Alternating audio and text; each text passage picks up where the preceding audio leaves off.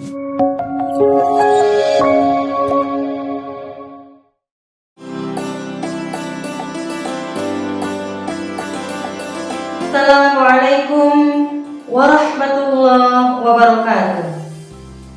Pemirsa yang dirahmati Allah, politik adalah segala macam cara untuk mewujudkan kemaslahatan masyarakat dan menjauhkan kemafsadatan dari masyarakat. Menurut Kiai Haji Sahal Mahfuz di dalam bukunya Nuansa Fikih Sosial, beliau menjelaskan bahwa politik bukan sekedar perjuangan untuk meraih kursi legislatif, eksekutif, dan yudikatif.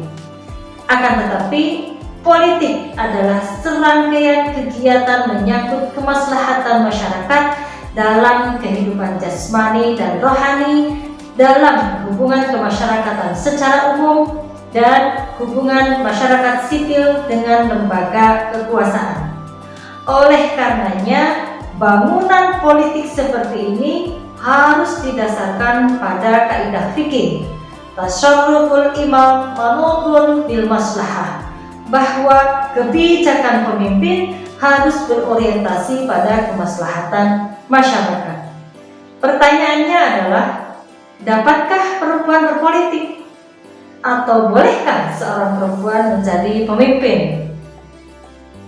Karena tujuan politik adalah mewujudkan kemaslahatan untuk masyarakat dan menjauhkan kemafsadatan dari masyarakat, hal tersebut dapat dilakukan baik oleh laki-laki ataupun perempuan. Dikisahkan di dalam Al-Quran tentang seorang politisi perempuan yang memerintah sebuah negeri dengan adil, bijaksana, demokratis, dan mementingkan kemaslahatan rakyatnya. Beliau adalah Ratu Balqis. Kisahnya diabadikan di dalam Al-Quran dalam surat An-Naml ayat 20 sampai dengan 44. Pada awal mula dikisahkannya tentang Ratu Balqis tersebut adalah saat salah satu tentara Nabi Sulaiman, yaitu burung hudhud, menemukan sebuah negeri yang dipimpin oleh seorang perempuan.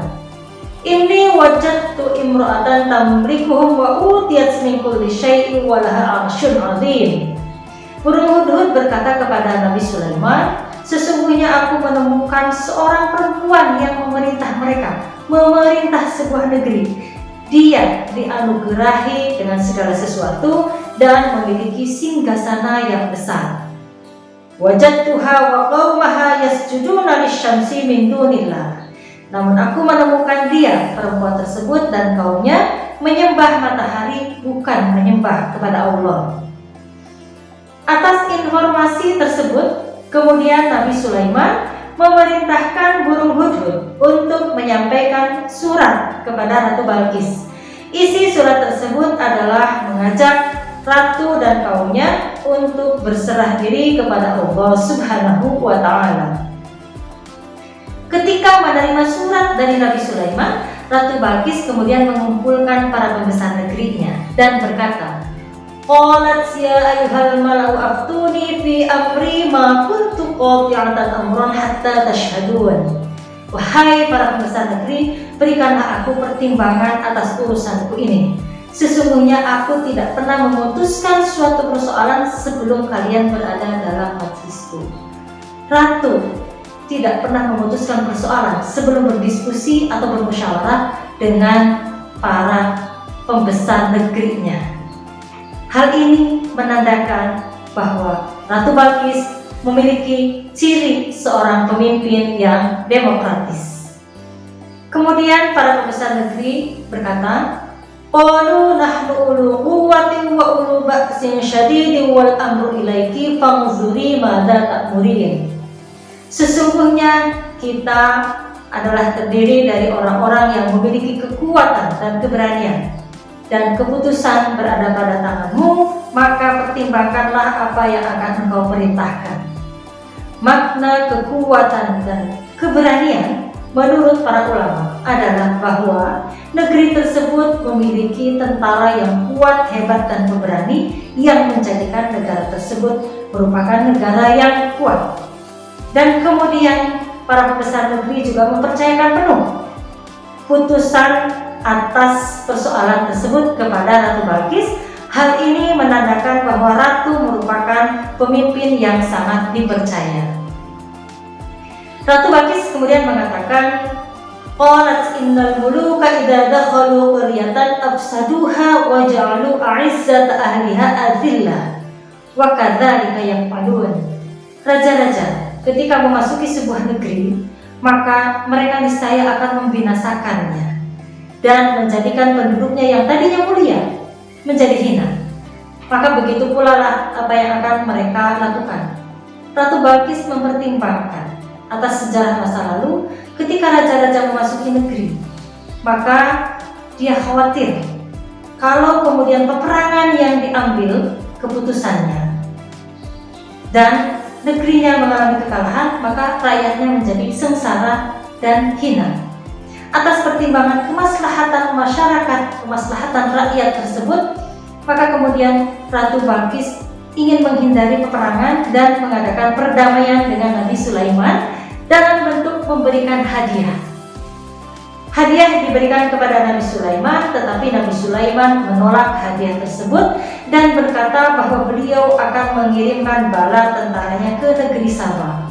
Sekali lagi, atas dasar kemaslahatan rakyatnya, Ratu Balqis ingin menghindari peperangan.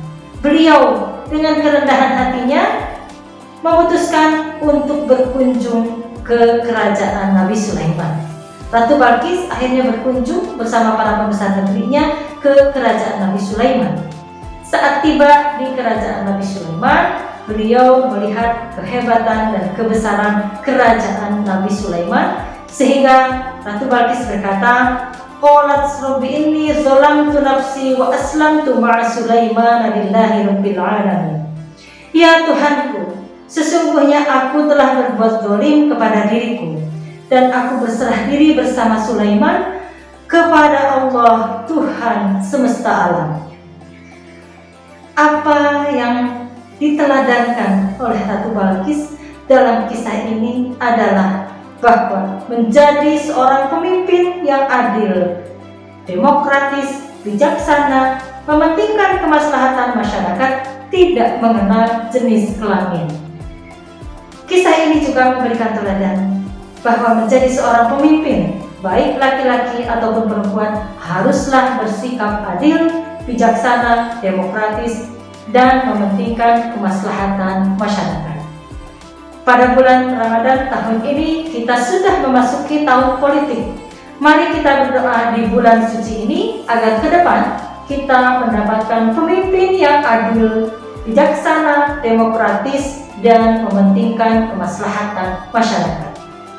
Wallahu yarhamuna birrahmati tammah fid dini wad dunya wal akhirah. Wassalamualaikum warahmatullahi wabarakatuh.